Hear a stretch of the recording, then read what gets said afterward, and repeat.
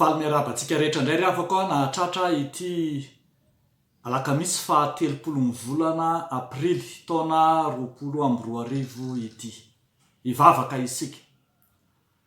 Andriamanitra ianao efa fonenanay hatramin'ny voalohany ianao.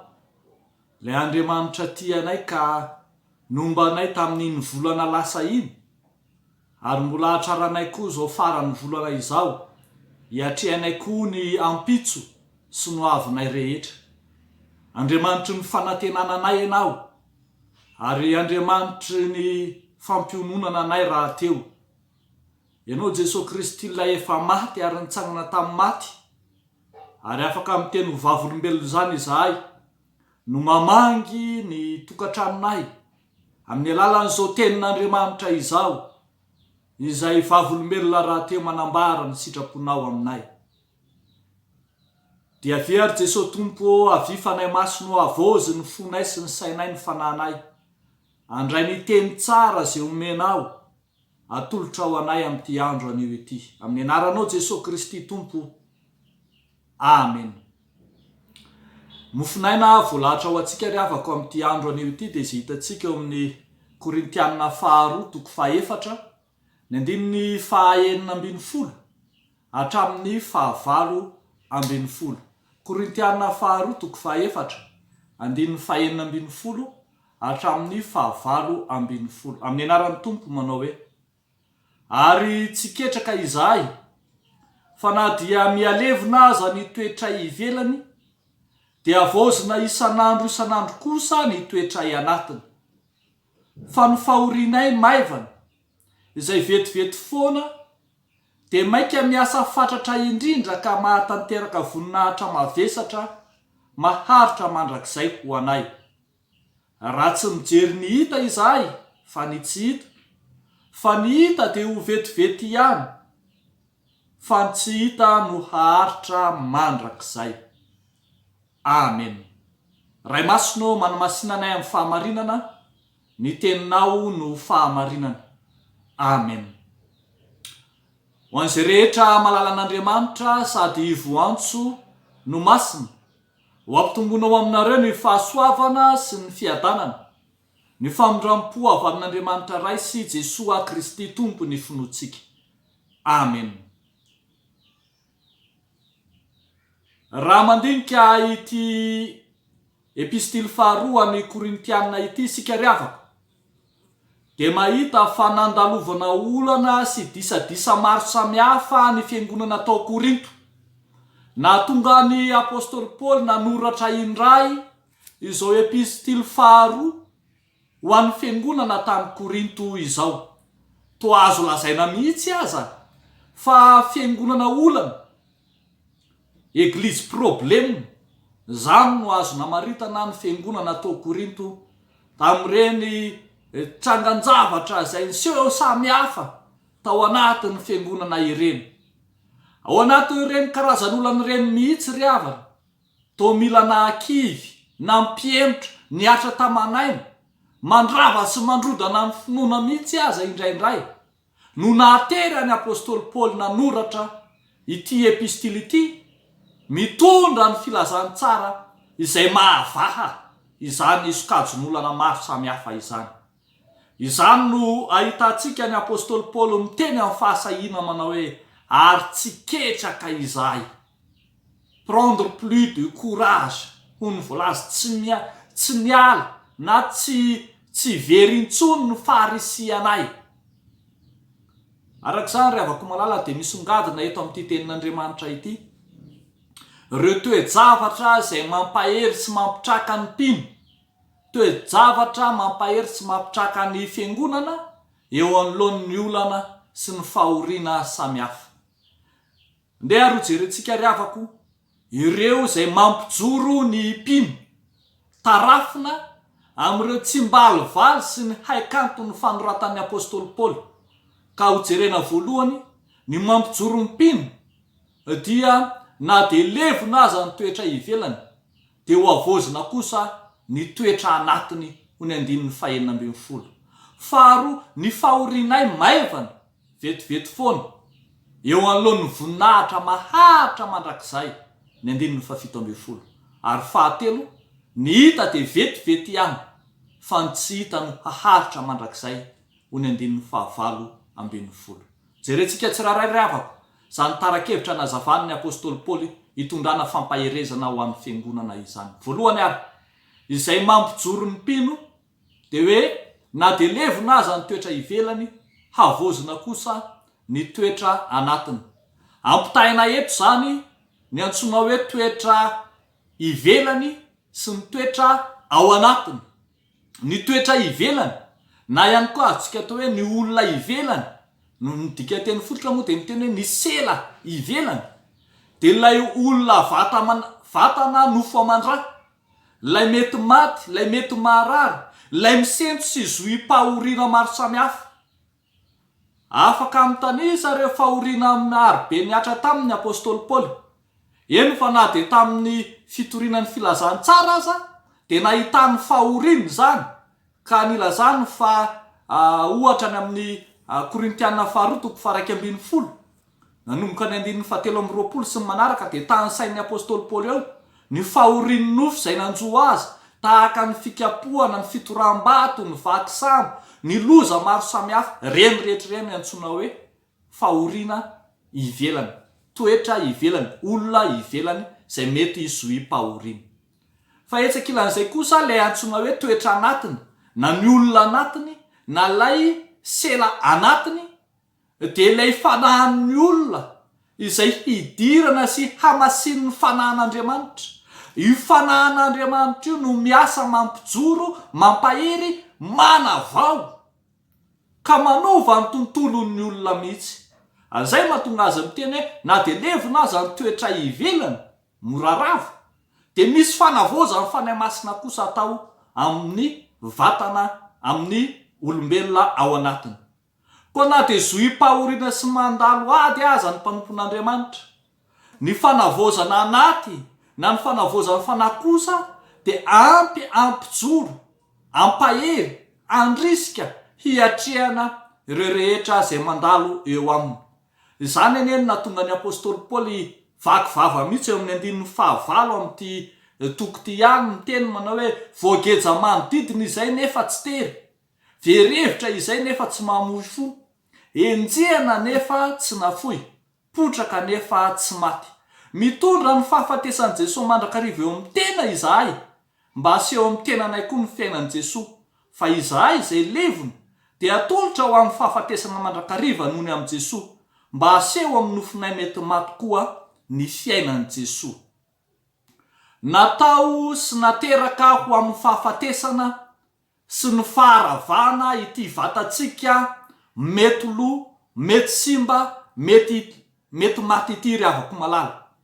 Saingy na ho amin'izany aza dia hahatsiaro kosa isika fa mbola ho asandratr'Andriamanitra ho amin'ny voninahitra araka ilay fanavozany fanahy masina ao anatintsika.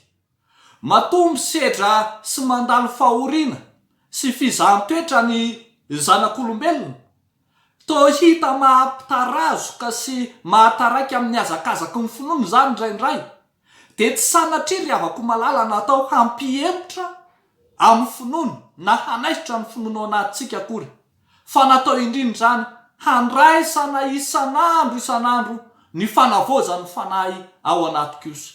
Anahaka an' Jesosy akristiana isika araka ny voalazan'ny Petera any amin'ny Petera 1:4 manao hoe koa satria niaritra tamin'ny nofo i Kristy dia aleo mba ho fiadinareo koa zany sainy zany, fa izay niaritra tamin'ny nofo dia efa afaka tamin'ny ota.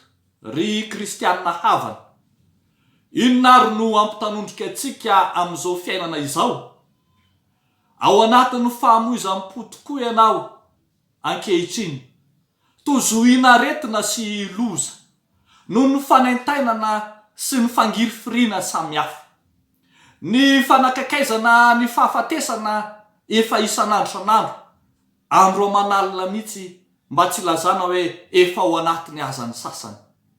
Ity tenin'Andriamanitra ity ry avako malala de tenin'Andriamanitra mampijoro atsika araka ny teny hoe tsy ketraka izahay, tsy mitanondrika izahay, na dia miatra amin'ny vatanay aza izany, na dia mandoaka ny nofonay azy izany, mino izahay fa le fanavozana anaty izay ataon'ny fanahy aminay no mahatonga anay olom-baovao isan'andro, ka ny tompo mihitsy no mijoro ao anatinay amin'izany. Araka ny ambarany 14 hoe fa fantatray fa izay nanangana an' Jesosy tompo no anangana anay koa miaraka amin'ny Jesosy ka nolotra anay miaraka aminareo. Mandehana ry havako malala, aza miahiahy intsony amin'izao fiainana izao fa toko ho antsika ny tenin'Andriamanitra, fa raha levona ny vatantsika ankehitriny dia manavona eo anatintsika kosa ny tompo. Izany raha teo ny ambaran'ny apôstôly Paoly ao amin'ny Efesianina 4:9 manao hoe mba homeny anareo araky ny haren'ny voninahiny ny mba ho hatanjahana fatratra amin'ny fanahiny ny toe-panahinareo.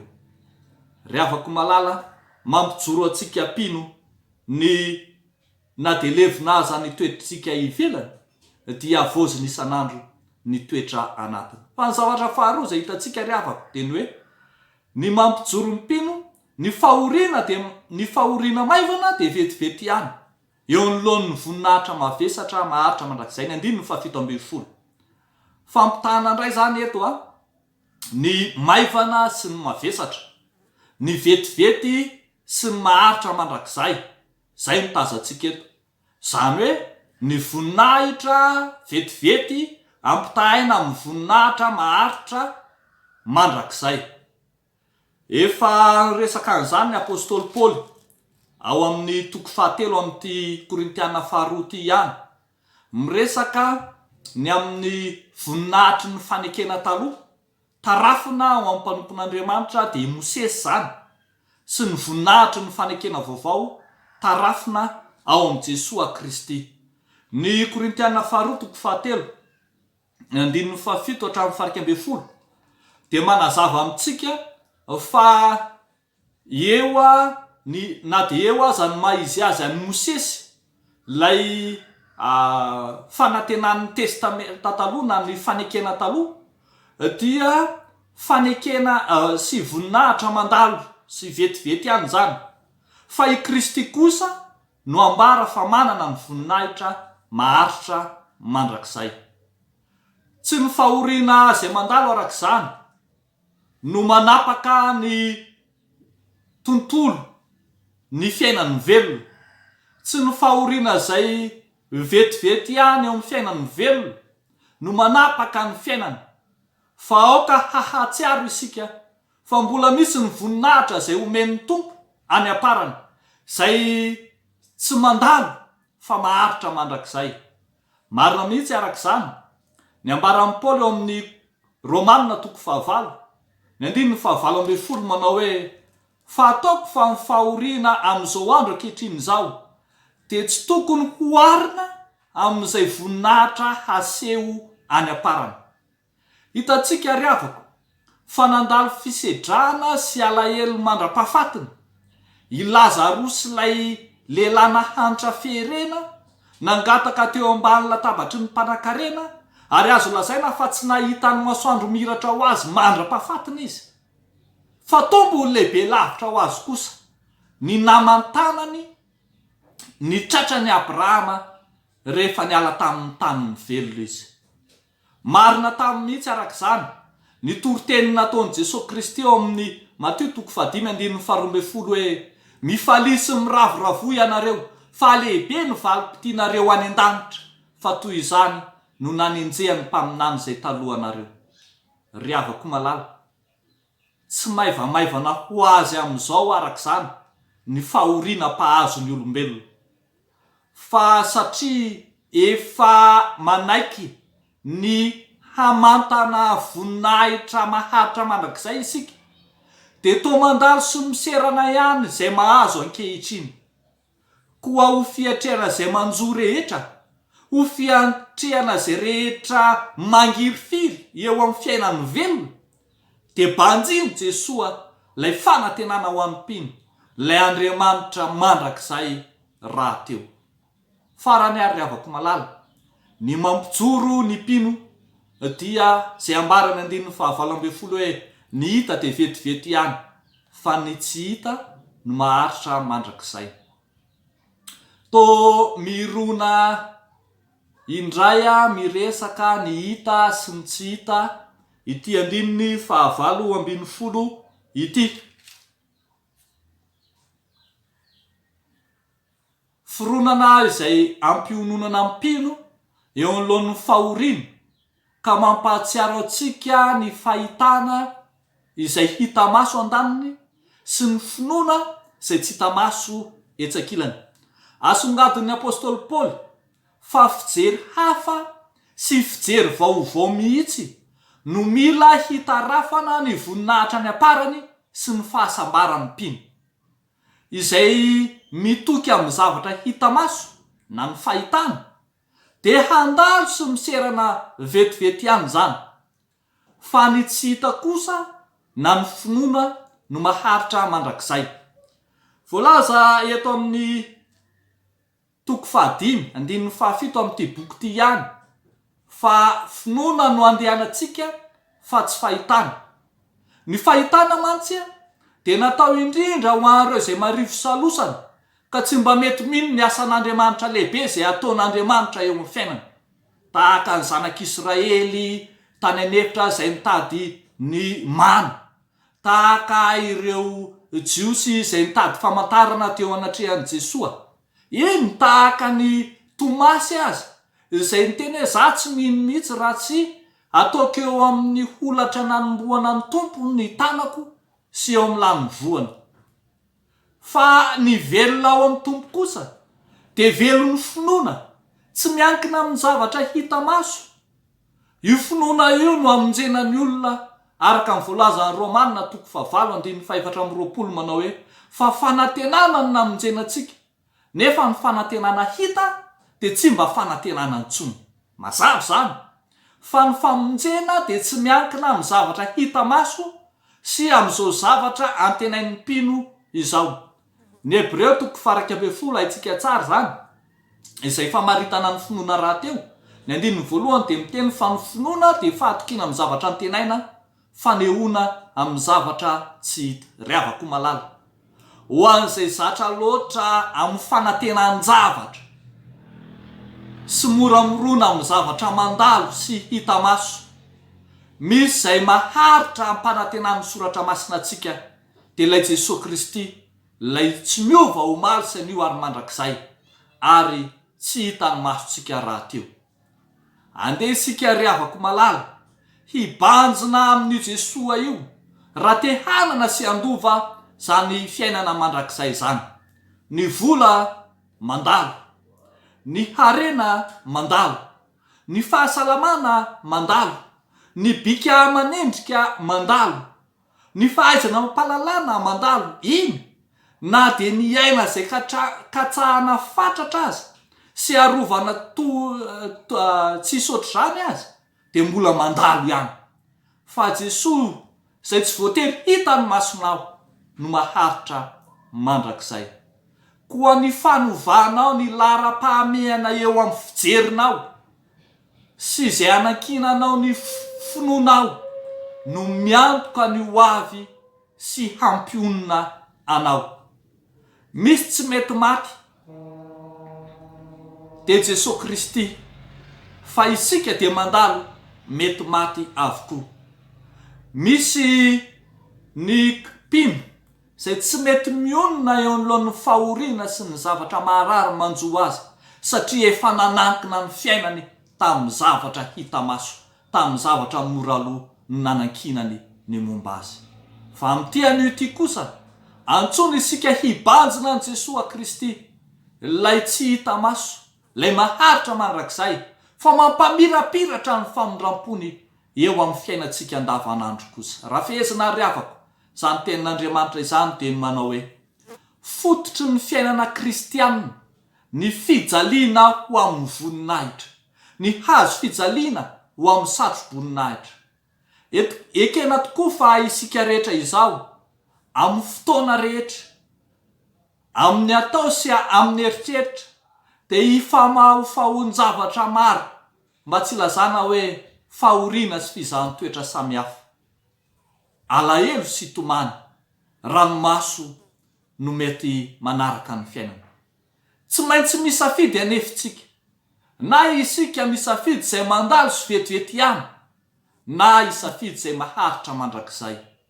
Misafidy isika na izay fifaliana azahoam-pahafinaretana fotoana vitsomonja na andro vitsomonja, arahana fijaliana mandrakizay zany, na izay fahoriana mandalo ihany, saingy mitondra antsika ho any amin'ny voninahitra mandrakizay, dia ny famboniana faratampony ao amin'i Jesosy Kristy tompontsika.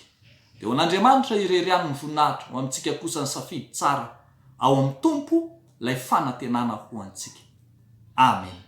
Ivavaka isika ry havako. Tompo, misaotra anao zahay ny amin'ny fahasoavana izay omenao anay, fa fahasoavana ny namonjena anay, ny finoana ny namonjena anay, ny fanantenana ny namonjena anay, fa tsy mentehitra amin'ny zavatra hita maso sy mora levona sy ny mandalo vetivety ihany. Ankehitriny ary Tompo, dia ampijoroanay ny finoanay aminao Andriamanitra marina, ilay manavao ny fanahinay atao anatinay isanandro, ilay Andriamanitra toky sy fanantenana ho an'izay rehetra mandalo ady sarotra, alahelo, tomany, ranomaso sy fahoriana sy fizahan-toetra.